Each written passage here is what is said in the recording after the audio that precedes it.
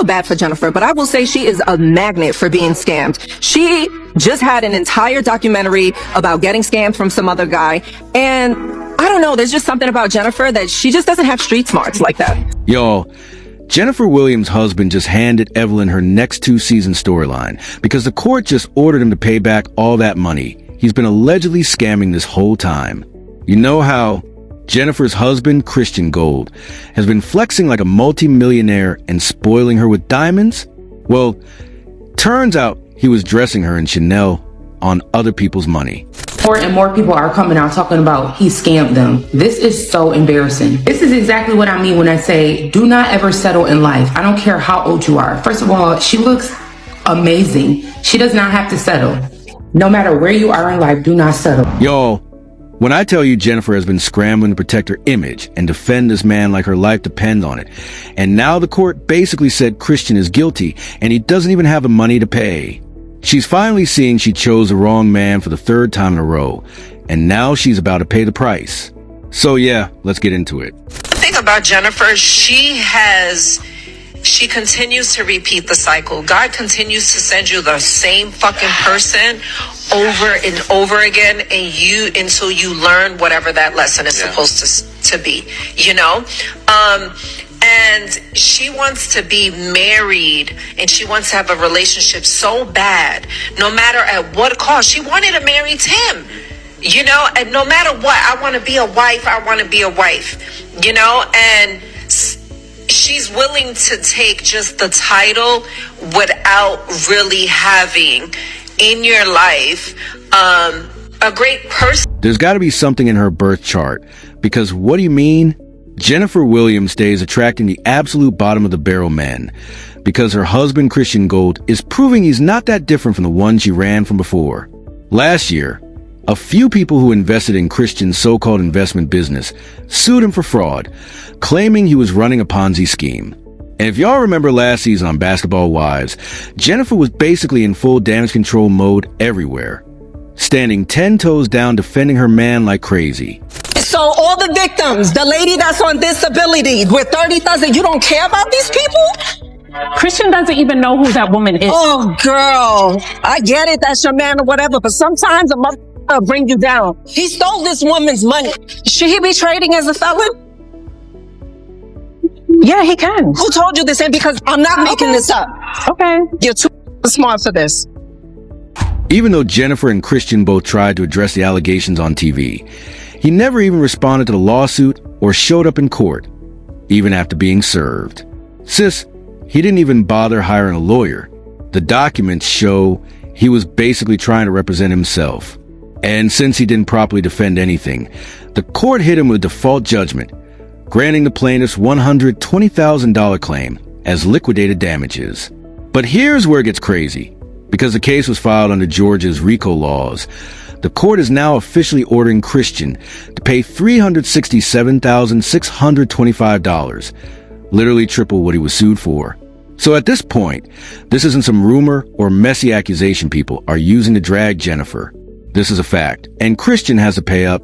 And what's wild is, once it became public that he and Jennifer were dating and then got engaged, he used that clout to paint himself as this multimillionaire investor and trader who knows how to work the system.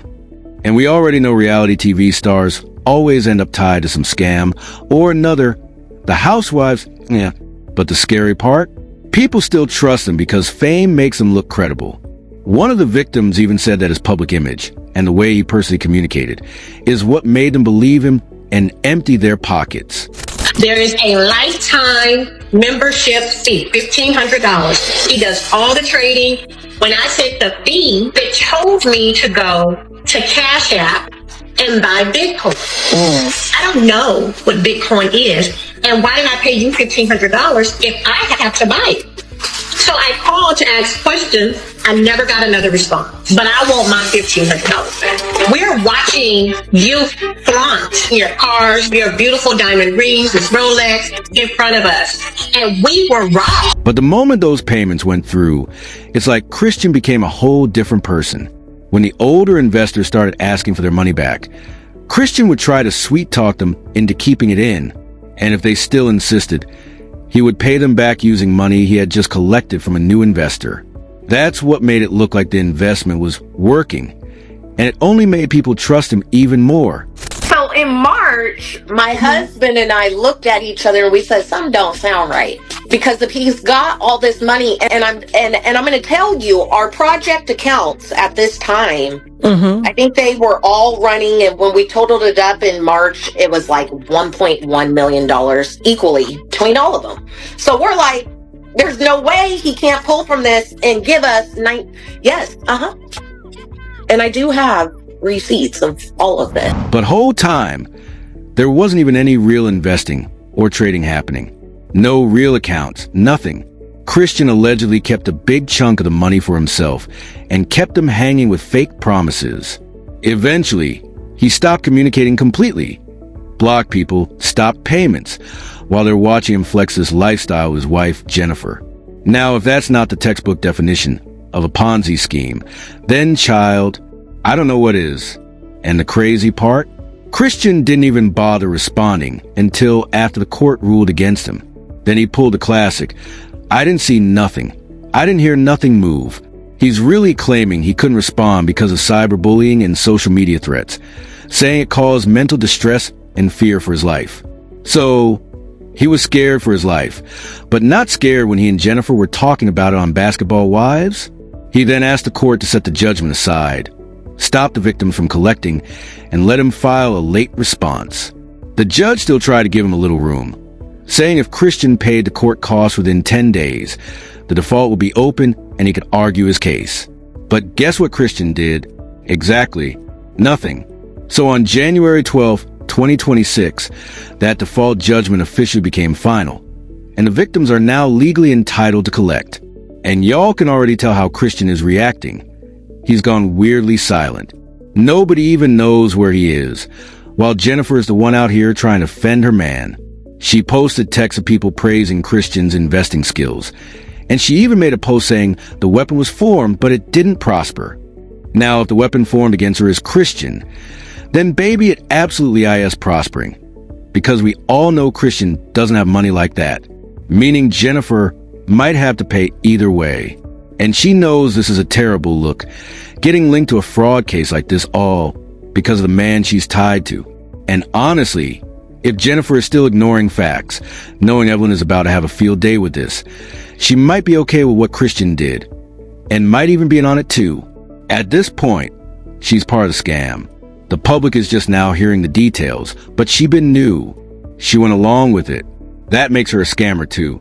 Christian has been nothing but a liability since day one. That's a high price to pay just to have a husband. Shaking my head. He must really be doing something to her, because she's stuck on stupid. Like, girl, has she learned nothing?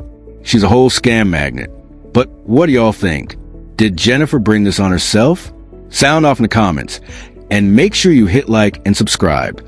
I'll see you in the next video. Bye, baddies.